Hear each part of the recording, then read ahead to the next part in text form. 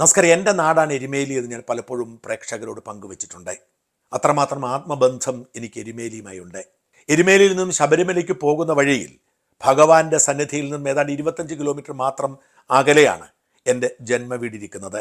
അതുകൊണ്ട് തന്നെ എരുമേലിയിൽ നിന്ന് കേൾക്കുന്ന വാർത്തകളൊക്കെ കൂടുതൽ ശ്രദ്ധയോടെ ഞാൻ കൈകാര്യം ചെയ്യാറുണ്ട്.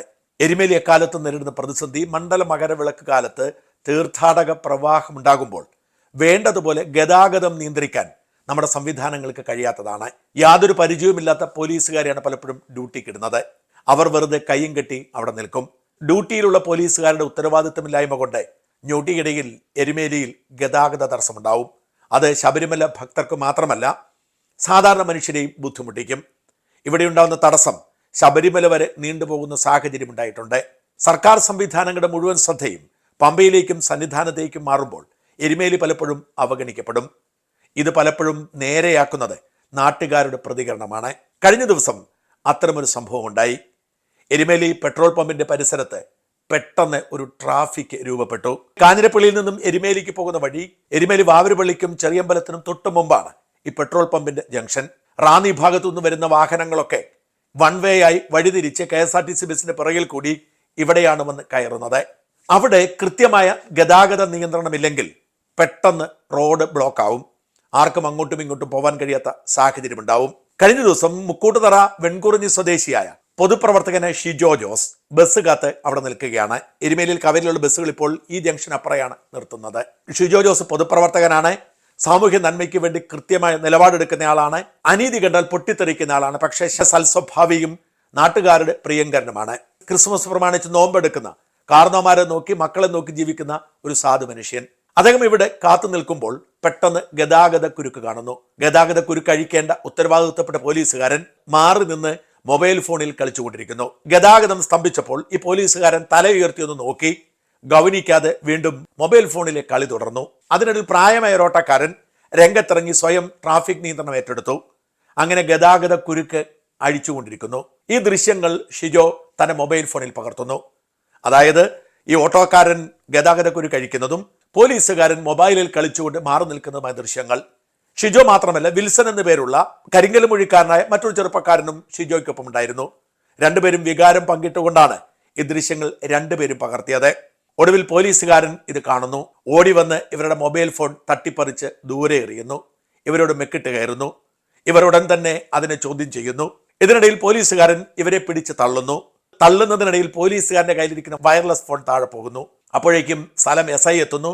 ഷിജോയെയും വിൽസനെയും പിടിച്ചുകൊണ്ട് പോകുന്നു. അവസാനത്തെ സീൻ ആരോ മൊബൈൽ ഫോണിൽ പകർത്തിയിരുന്നു. അതിതാണ്.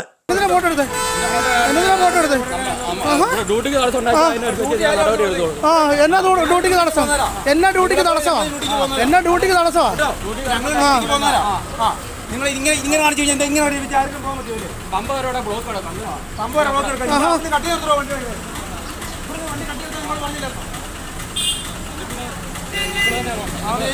നമുക്ക് കോടതി വെച്ച് വേണം നിങ്ങൾ തീരുമാനിക്കാം. എടുത്തോ മൊത്തം എടുത്തു പിടിച്ചു. പിടിച്ചു രണ്ട് എല്ലാം പിടിച്ച് ഞാൻ മൊത്തം പിടി. ഈ ചേട്ടനെ പിടിച്ചു.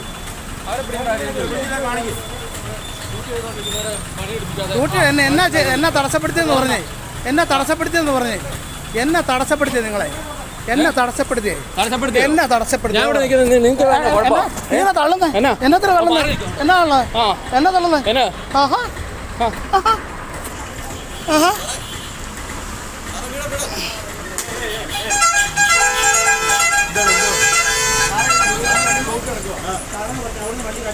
പോലീസ് സ്റ്റേഷനിൽ ചെന്നപ്പോഴേക്കും വിൽസനെ തേടി ആളുകളെത്തി.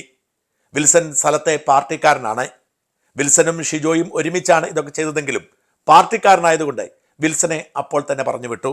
ഷിജോയ്ക്ക് രാഷ്ട്രീയ ബന്ധമില്ലാത്തത് കൊണ്ട് ഷിജോയെ പോലീസുകാരെ മർദ്ദിച്ചു, വയർലെസ് സെറ്റ് വലിച്ചെറിഞ്ഞു, പോലീസുകാരനെ അടിച്ചു വീഴ്ത്തി എന്നൊക്കെ പറഞ്ഞ് ഔദ്യോഗിക കൃത്യനിർവഹണം തടസ്സപ്പെടുത്തി എന്ന പേരിൽ കള്ളക്കേസെടുത്ത് അറസ്റ്റ് ചെയ്ത് ജയിലിലടയ്ക്കുന്നു.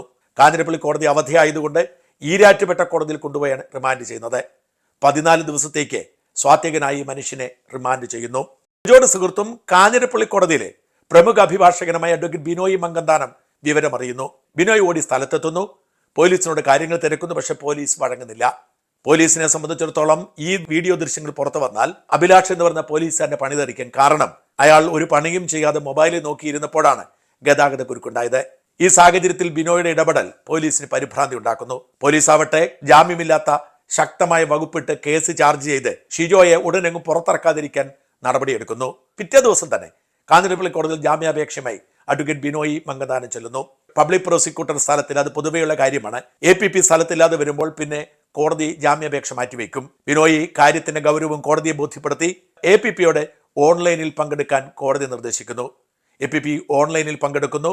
പോലീസുകാരനെ മർദ്ദിച്ച കേസാണ്. ജാമ്യം കൊടുത്താൽ പോലീസിന്റെ മനോവീര്യത്തെ കെടുത്തും എന്ന് പറഞ്ഞ് വാദമുന്നയിക്കുന്നു. അപ്പോൾ കോടതിയുടെ അനുമതിയോടെ മുമ്പ് പ്രേക്ഷകരെ ഞാൻ കാണിച്ച വീഡിയോ ദൃശ്യം അഡ്വക്കേറ്റ് ബിനോയ് കോടതിയിൽ പ്ലേ ചെയ്യുന്നു. കോടതി സസൂക്ഷ്മം വീഡിയോ ദൃശ്യങ്ങൾ കാണുന്നു. പോലീസുകാരനാണ് ഷിജോയെ മർദ്ദിച്ചത്. ഷിജോ പോലീസുകാരനെ മർദ്ദിച്ചിട്ടില്ല. പോലീസുകാരന്റെ വയർലെസ് സെറ്റ് താഴെ പോയത് ഷിജോ വലിച്ചെറിഞ്ഞതുകൊണ്ടല്ല, ഷിജോയുടെ മൊബൈൽ ഫോണാണ് വലിച്ചെറിഞ്ഞത് തുടങ്ങിയ കാര്യങ്ങൾ കോടതിക്ക് ബോധ്യമാകുന്നു. കോടതി കർശനമായ വിമർശനത്തോടെ ഷിജോയ്ക്ക് ജാമ്യം അനുവദിക്കുന്നു. അതും നാട്ടുകാരെടുത്തു കൊടുത്ത വീഡിയോ ദൃശ്യങ്ങളുടെ ബലത്തിൽ. ഓർക്കണം, ഒരൊറ്റ ദിവസം കൊണ്ടാണ് ഷിജോയ്ക്ക് ജാമ്യം കിട്ടിയത്. പൊതുവെ അത്ര എളുപ്പത്തിൽ ജാമ്യം കിട്ടാറില്ല. ഈ വീഡിയോ ദൃശ്യങ്ങളും അഡ്വക്കേറ്റ് ബിനോയിയുടെ അതിശക്തമായ ഇടപെടലും ഇതിന് കാരണമായി. വാസ്തവത്തിൽ ഇപ്പോൾ പെട്ടിരിക്കുന്നത് അഭിലാഷ് എന്ന പോലീസുകാരനും അയാളെ സംരക്ഷിക്കാൻ വേണ്ടി നിയമവിരുദ്ധമായി കേസ് രജിസ്റ്റർ ചെയ്ത് നിരപരാധിയെ ജയിലിലടച്ച സ്ഥലം SHOയും ഒക്കെയാണ്. പ്രത്യേകിച്ച് ഇവിടെ നിന്ന് പിടിച്ചുകൊണ്ടുപോയ SI. വാസ്തവത്തിൽ നമ്മുടെ പോലീസുകാർ പലപ്പോഴും ഇങ്ങനെയൊക്കെയാണ്. അവർക്ക് നീതിയെക്കാളും നിയമത്തെക്കാളും പ്രധാനപ്പെട്ടത് അവരുടെ താല്പര്യമാണ്. പൊതുജനങ്ങൾ ആരെങ്കിലും ഇങ്ങനെ പ്രതികരിച്ചാൽ അവരെ കള്ളക്കേസിൽ കുടുക്കി ജയിലിൽ അടയ്ക്കും. പക്ഷെ അതൊക്കെ പഴയ കാലമായിരുന്നു. പോലീസ് പറയുന്നതാണ് കോടതി പൊതുവെ വിശ്വസിക്കുക. എന്നാൽ ഇപ്പോൾ നാട്ടുകാർ തന്നെ സാക്ഷികളെ രംഗത്ത് വരുന്നതോടെ നിരപരാധികൾക്ക് നീതി കിട്ടുന്നു. ഇവിടെ ഈ പോലീസുകാരന്റെ പണി തെറിക്കുമെന്ന് ഏതാണ്ട് ഉറപ്പായിട്ടുണ്ട്. SP-ക്ക് വിശദമായി തന്നെ പരാതി കൊടുത്ത് കാത്തിരിക്കുകയാണ് ഷിജോയും ബിനോയും. വീഡിയോ ദൃശ്യങ്ങൾ തെളിവായി എടുത്ത് പോലീസുകാരനെതിരെ നടപടി ഉണ്ടാവണം എന്നാണ് ആവശ്യം. അന്യായമായി തന്നെ തടങ്കലിലാക്കിയ പോലീസുകാരനെതിരെ ഏതറ്റം വരെ പോകും എന്ന് ഷിജോ മറുനാടനോട് പറഞ്ഞു. പോലീസുകാർ അവർക്ക് കിട്ടിയിരിക്കുന്ന കാക്കിയെ സാധാരണ മനുഷ്യർക്ക് നീതി നേടിക്കൊടുക്കുന്നതിനുള്ള ഉപാധിയാക്കേണ്ടതിന് പകരം അഹങ്കാരത്തിനും സ്വജന താല്പര്യത്തിനും വേണ്ടി ഉപയോഗിച്ചാൽ ഇങ്ങനെയൊക്കെ സംഭവിക്കും. ഇവിടെ രണ്ടുപേരെ പിടിച്ചുകൊണ്ടുപോയി ഒരാൾ CPM-കാരനായതുകൊണ്ട് വിട്ടയച്ചു എന്നത് പോലീസുകാർ കാട്ടിയ വൃത്തികേടിനും നിയമവിരുദ്ധ പ്രവർത്തിക്കും കൂടുതൽ ആഴം നൽകുന്നു. അതുകൊണ്ട് തന്നെ അഭിലാഷ് എന്ന പോലീസുകാരനും അയാൾക്ക് കൂട്ടുനിന്ന SIയും അനുഭവിക്കുക തന്നെ വേണം. ബിനോയും ഷിജോയും നിയമ പോരാട്ടം നടത്തുന്നു. മറുനാടൻ പൂർണ്ണമായും അവരെ പിന്തുണയ്ക്കുന്നു. സാധാരണ മനുഷ്യരുടെ ഏത് പോരാട്ടത്തിനൊപ്പവും മറുനാടനെ പോലുള്ള മാധ്യമം എക്കാലത്തും നിലയുറപ്പിച്ചിട്ടുണ്ട്. അതിവിടെയും ആവർത്തിക്കും.